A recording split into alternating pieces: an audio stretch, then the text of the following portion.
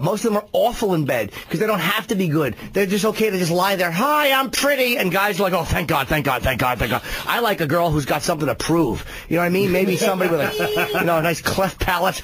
You know, a girl who has a mouth like Stacy Keach.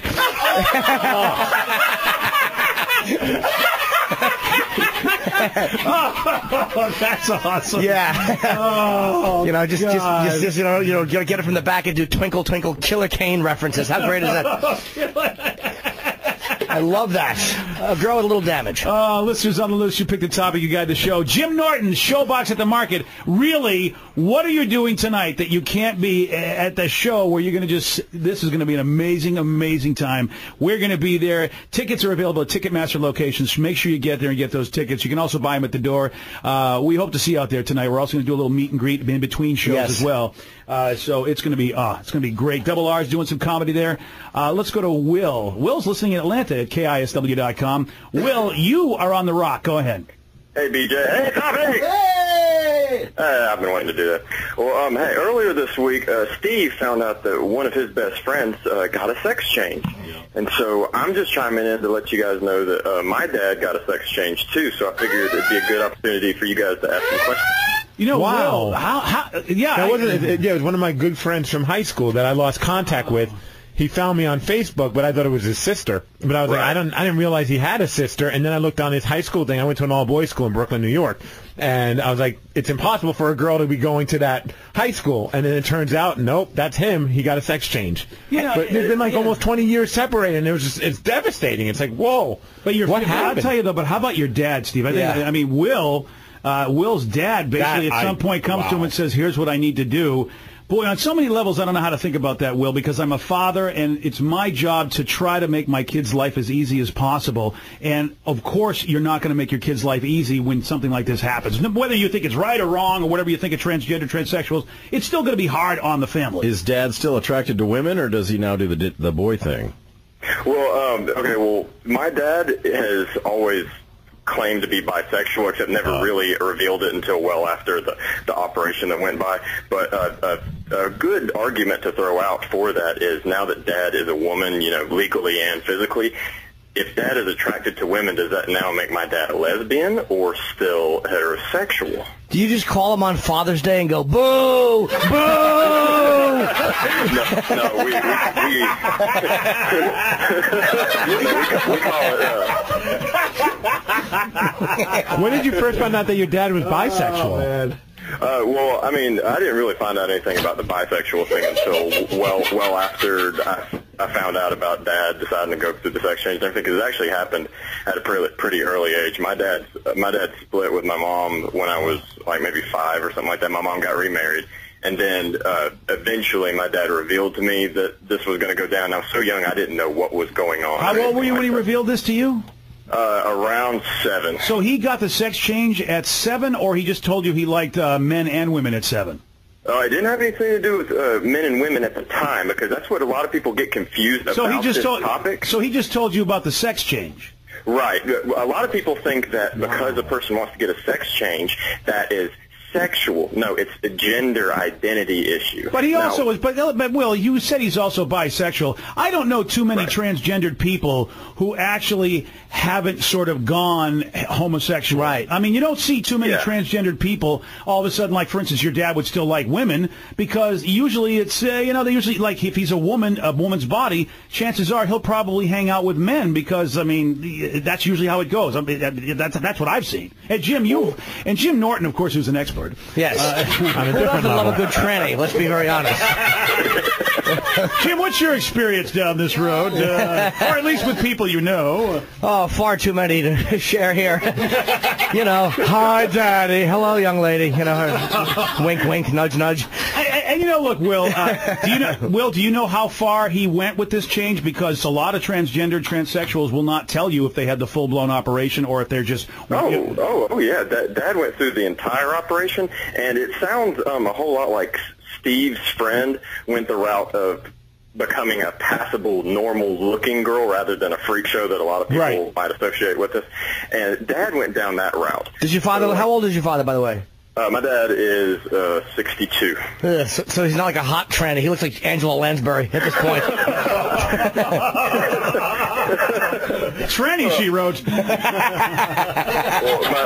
my dad took care of herself, so she doesn't look like too old and wrinkly and okay. Now, how come you don't Raquel Welch? Now, Will, that's kind of weird. Will, you still call him your dad? I'm surprised you don't call him your mom, or does he still want you to call, or does she still want you to call her your dad?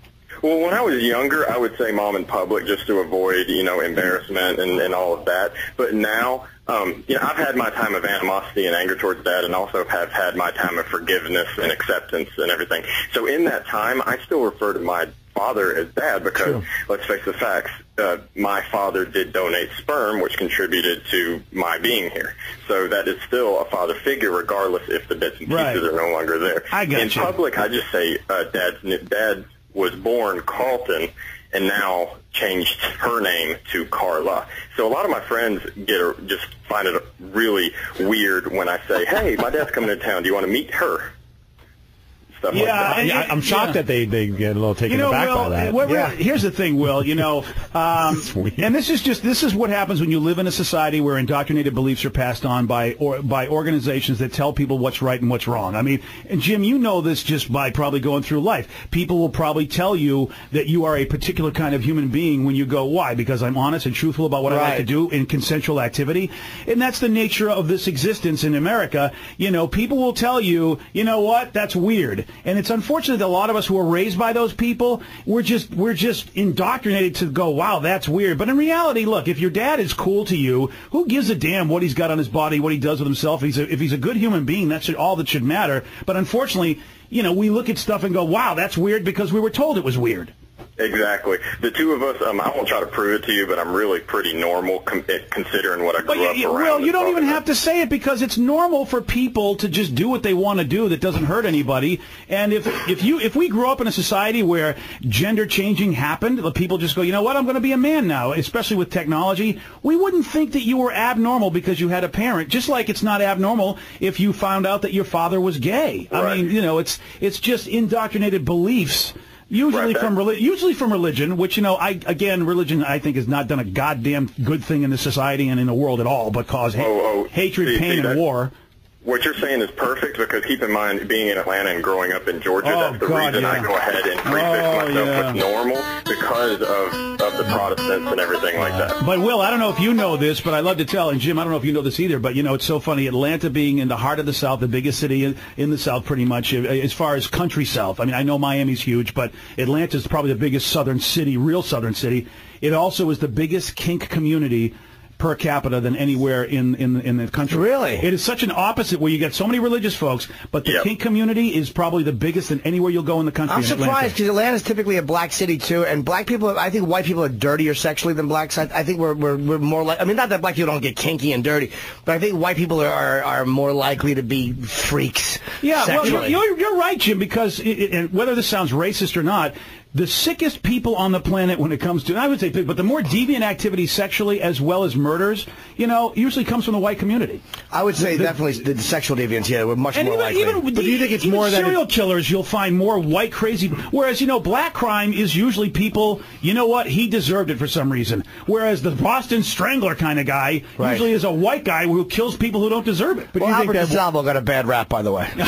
Sorry. Do you think the deviancy, though, is more, people are more open about it in the white community? Because I remember seeing all these talk shows and books about the down low phenomenon with the black community, where it's guys that go out that are in relationships, but they go out and trying to have sex or hook up with other dudes, and it was called the down low. Well, man, I'm sure white guys are not exactly telling their wives that either. It's just maybe with black, maybe the blacks are not as liberal, quote unquote, with the gay stuff as whites have become. But again, there's a lot more white people here than black people. True. So.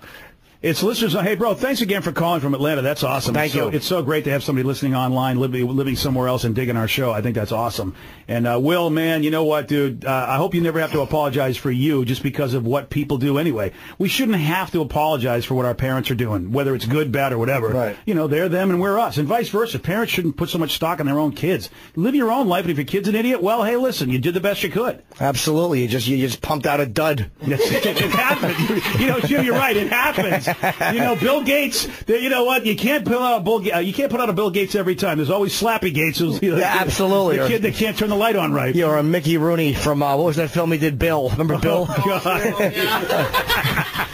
Bill for short. We got it. Yeah. 421-ROCK, 800-783-ROCK. More listeners on the loose. Jim Norton, more with him as well on The Rock. The BJ Shea Morning Experience on The Rock, 99.9 KISW. BJ Shea, champion for the common man. The BJ Shea Morning